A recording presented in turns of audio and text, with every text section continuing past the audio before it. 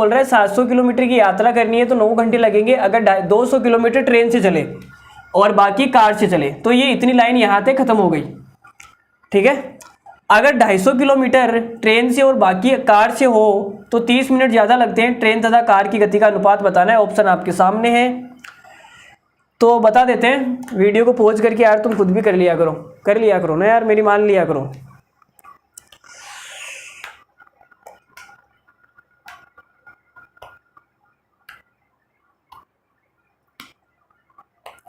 चलो आ जाओ, देखो क्या है। 700 किलोमीटर की यात्रा में 9 घंटे लगते हैं। कौन कौन है भाई? ट्रेन और कार। हर सवाल में ट्रेन और कार ही होता है क्या? दूसरा कोई साधन नहीं है हमारे सामने? हर सवाल में ट्रेन और कार ही क्या लगा रखा है ये? तो यहाँ पे लिया हमने ट्रेन, यहाँ पे ले लिया कार और यहाँ पे ले लिया हमने टाइम। तो सवाल में बोला है 200 किलोमीटर ट्रेन से जा रहा है ये भाई साहब, 200 किलोमीटर ट्रेन से जाएगा। टोटल दूरी 700 किलोमीटर है, तो बाकी की बची हुई 500 किलोमीटर कार से जाएगा, तो टाइम लगेगा इसको 9 घंटे। अब अगर सवाल में बोला है कि 250 किलोमीटर ट्रेन से जाए, लो जी 250 किलोमीटर ट्रेन से जा रहा है, तो इधर कितना हो जाएगा? 450। तो कितना टाइम लगेगा? 30 मिनट ज़्यादा समय लगेगा, मतलब कि 9 घंटे और 30 मिनट, 9 घंटे और 30 मिनट, 9.5 घंटे। अब हमें ट्रेन और कार की स्पीड निकालनी है, तो निकाल देते हैं। देखो कार ने क्या किया, कार ने देखो यहाँ ट्रेन का पहले 200 है और ट्रेन का यहाँ बाद में 250 हो गया, तो जो कार है उससे 50 इसने उधार लिया। जो ट्रेन वाला भाई साहब है उसने कार वाली बहन जी से 50 क्या लिया? उधार लिया। तो ट्रेन के सामने हो गया 250 और कार के सामने हो गया 450। 50 उधार लेने पे आधा घंटा बढ़ गया, 50 उधार लेने पे आधा घंटा बढ़ गया, ठीक है। यहाँ पे मैं लिख देता हूँ 50 किलोमीटर उधार लेने पे आधा घंटा बढ़ जाता है, मतलब कि 30 मिनट। अब अगर ये 500 किलोमीटर पूरा ही उधार ले लेता इस बहन जी से, तो कितना बढ़ जाता? तो आप बोलोगे सर 10 से गुणा कर दो ना दोनों साइड।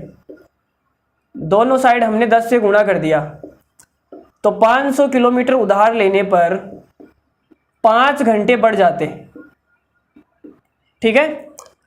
तो इस ट्रेन वाले ने क्या किया? कार से 500 का 500 उधार ले लिया, कार से 500 का 500 उधार ले लिया। 500 उधार लेते 5 घंटे बढ़ जाएंगे, 5 घंटे क्या हो जाएंगे? बढ़ जाएंगे। तो देखो 200 तो पहले था, 500 उधार लिया, तो इधर तो हो जाएगा 700, इधर हो जाएगा 0, और 9 घंटे में 5 घंटे बढ़ेंगे तो इधर हो जाएगा 14 घंटे। तो हमें पता लग गया कि जो ट्रेन है ना वो 14 घंटे में 700 किलोमीटर चलती है।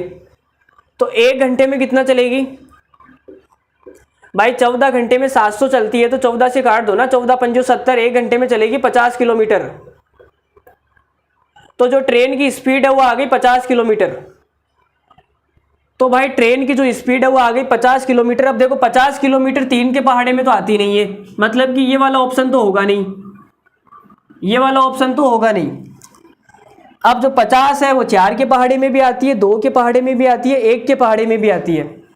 तो भाई कार की भी निकाल लेते हैं, क्या दिक्कत है। 1 घंटे में 50 किलोमीटर चलती है, 200 किलोमीटर चलने में कितने घंटे लगेंगे? 4 घंटे, सही बात है। तो मतलब कि ट्रेन को यहाँ पे 4 घंटे लगते हैं 200 किलोमीटर में। टोटल टाइम है 9 घंटे, 9 में से 4 यहाँ पे खपत हो गई, तो बचा कितना? 5 घंटे। तो 5 घंटे कार को लगते हैं 500 किलोमीटर चलने में। इसका मतलब कार 1 घंटे में कितना चलती है? 1 घंटे में चलेगी 100 किलोमीटर प्रति घंटा। तो कार की स्पीड आ गई हमारे सामने 100। तो ट्रेन की स्पीड है 50 और कार की स्पीड है 100, तो जो अनुपात है वो कितना आएगा? 1:2। ऑप्शन नंबर डी इस सवाल का क्या हो जाएगा? Correct answer.